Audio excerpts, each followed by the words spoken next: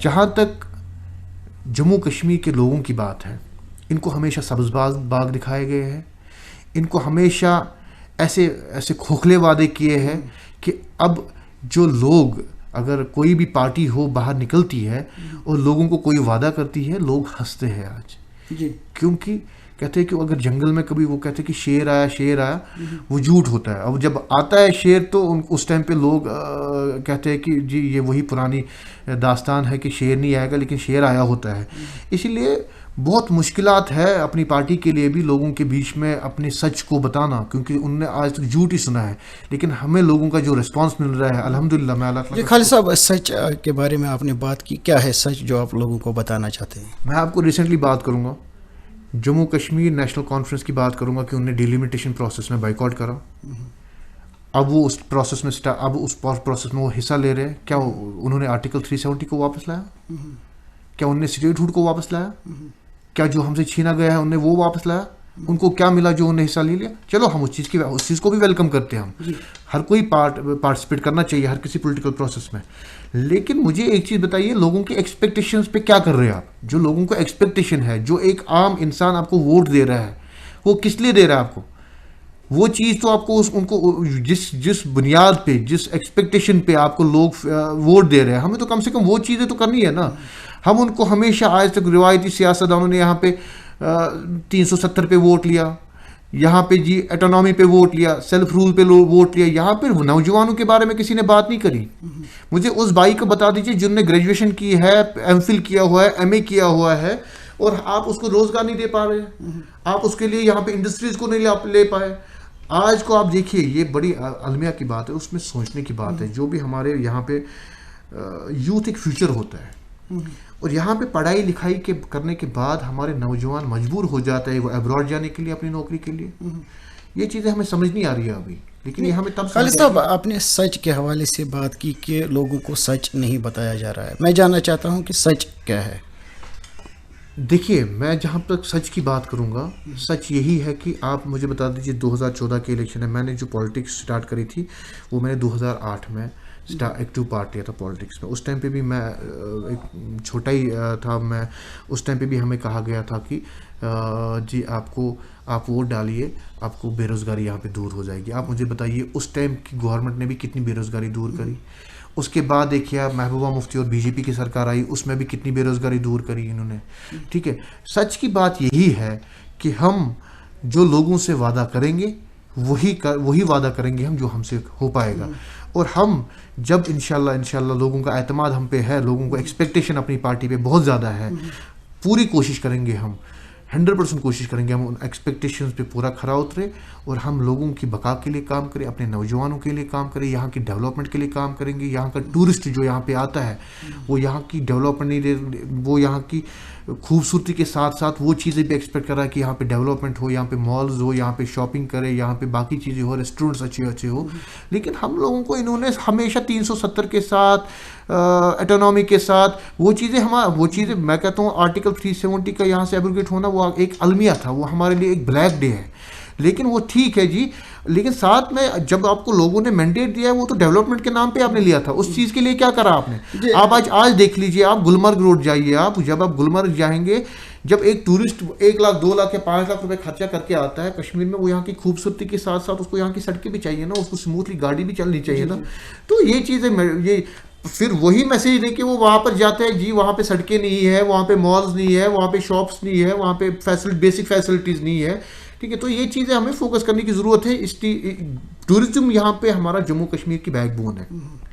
करा क्या, आप डल देखिए, हम तो डल में अगर आप देखिए संडे के दिन, अभी तो कोविड की वजह से, आर्टिकल 370 की वजह से सब कुछ रुका पड़ा है। आप देखिए बुलवाड़ पे आपको 4 बजे के बाद, अगर आपको निशात जाना होगा, आपको 4 घंटे के बाद निशात पहुंचेंगे। वो हमने आज तक सड़क नहीं बना पाए वहाँ पे। ये मुझे बता दीजिए, ये तो डल है, हमारी हार्ट ऑफ द सिटी के नज़दीक है, हमें यहीं पे है। क्या करा हमने उस डल के लिए? तो ये चीज़ें इंशाल्लाह। खालिद साहब, चूँकि आपने बात करी आर्टिकल 370 या 35A की जो एब्रिगेशन है, इस हवाले से आपने बात करी जो बकौल आपके एक ब्लैक डे के बतौर से आप मानते हैं। तो अगर हम आर्टिकल 370 और 35A के बारे में बात करें, जिसके लिए एक महाज यहाँ पर खड़ा किया हुआ है। अगर हम बात करें यहाँ पर नेशनल कॉन्फ्रेंस या PDP की बात करें या दीगर जो जमातें हैं उसमें शामिल हुई है, जिसे कि PAGD का नाम दिया गया है, पीपल्स अलायंस फॉर कुपका डिक्लेरेशन। तो अब जो ये एब्रिगेशन हुई है 35A या 370 की, इस हवाले से जानना चाहूँगा कि इस हवाले से हकीकत क्या है, सच क्या है, जो आप लोगों को बताना चाहेंगे 35A और 370 के हवाले से। देखिए जी, आर्टिकल 370 और 35A ये हमारी पहचान थी, इसमें कोई दो राय है नहीं। लेकिन जो ही इस टाइम पे मरहम लगाने निकले हैं जी, उन्होंने ही कोई कसर नहीं रखी। जख्म की तो बात दूर की बात है, उन्होंने हमारे जख्मों पे नासूर बना दिया। गुपकार अलायंस की बात कर रहे हैं, वहाँ पे नेशनल कॉन्फ्रेंस बैठी है, पीपल्स डेमोक्रेटिक पार्टी बैठी है, या जितने भी बाकी छोटी छोटी जमातें बैठी है। पीपल्स डेमोक्रेटिक पार्टी ने ही एक अहम रोल अदा किया एब्रिगेशन ऑफ आर्टिकल हमारी पहचान को ख़त्म करने में। GST को लाने वाले यही है, बाकी चीज़ों को NIA को यहाँ पे इंट्रोड्यूस करने वाले यही है। आज ये मगरमच्छ के आंसू रो रहे हैं, क्यों? क्योंकि इनकी अपनी दुकानें बंद होगी। जहाँ तक आर्टिकल 370 की बात है, हमारी पार्टी ने हमेशा यही कहा है कि आर्टिकल 370 यहाँ पे इलेक्शन लड़ने से वापस नहीं आएगा जी। ये इन लोगों ने हद ये है, DDC इलेक्शंस में इन्होंने एक छोटे इलेक्शन में, जो एक मतलब उसको कहेंगे हम एक लोकेलिटी का, एक मोहल्ले का इलेक्शन होता है DDC इलेक्शन में, इन्होंने उसमें भी कहा कि हम आर्टिकल 370 को वापस लाएंगे, उस पर वोट मांगे इन्होंने लोगों से।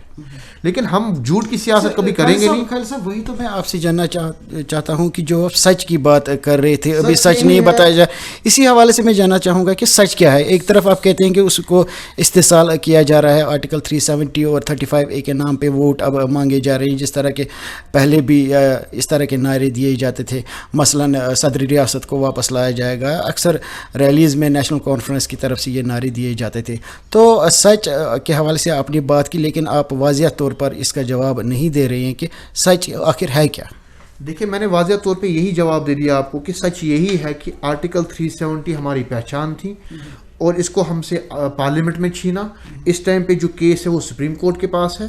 अपनी पार्टी कोई कसर नहीं रखेगी कि एक लीगल लड़ाई जो है उसमें जो प्रोसेस होगा उसमें हम अपने उस वहाँ पे सुप्रीम कोर्ट में कोई कसर नहीं रखेंगे।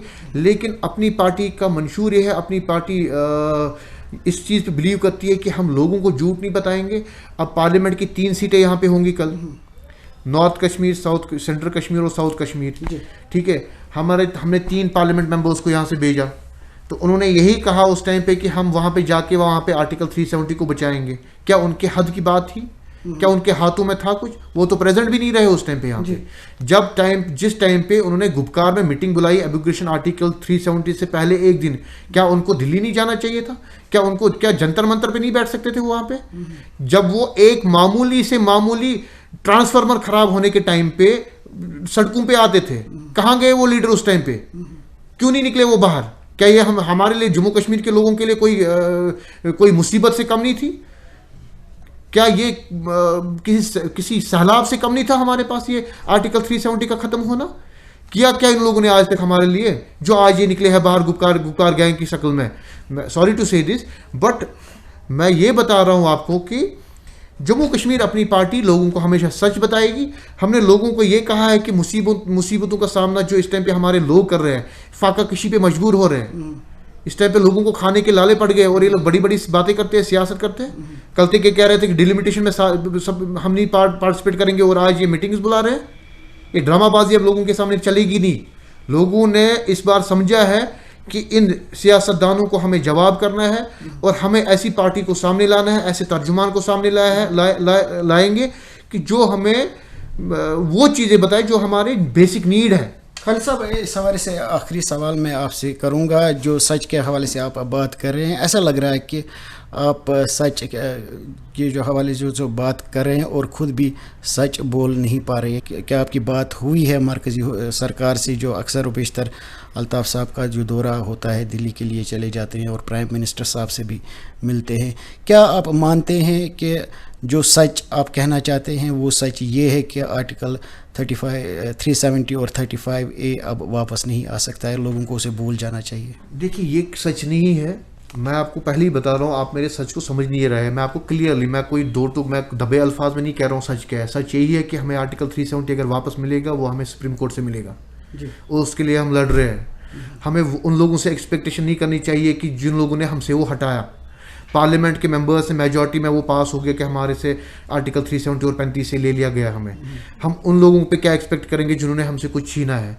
तो हम उसी चीज़ से एक्सपेक्ट करते हैं कि सुप्रीम कोर्ट में इस टाइम पे केस है, हम सुप्रीम कोर्ट में केस हम लड़ रहे हैं तो हम एक्सपेक्ट करते हैं कि वहाँ पे हमें आर्टिकल 3, हमें एक इंसाफ की वहाँ पे उम्मीद है।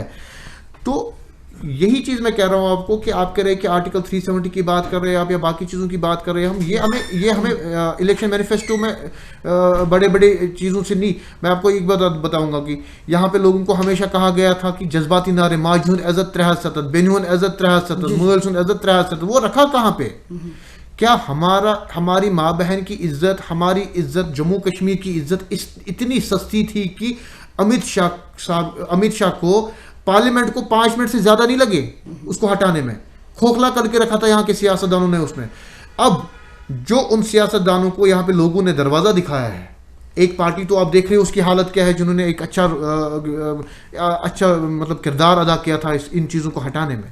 आप देख रहे हैं कि लोगों का भी रुझान कैसे रहा और ऊपर वाले ने भी उस पार्टी की हालत क्या कर ली है। तो इसीलिए मैं ये चीज़ बता रहा हूँ आपको, वाजिया के साथ मैं बता रहा हूँ कि लोग इस टाइप पे झूठ और मकारी की सियासत मानने वाले नहीं है। यहाँ पे जो नेक्स्ट इलेक्शन होगा वो डेवलपमेंट पे होगा, वो यूथ की बातों, यूथ उस टाइम पे बताएंगे कि हमें क्या चाहिए और डेवलपमेंट पे होगा।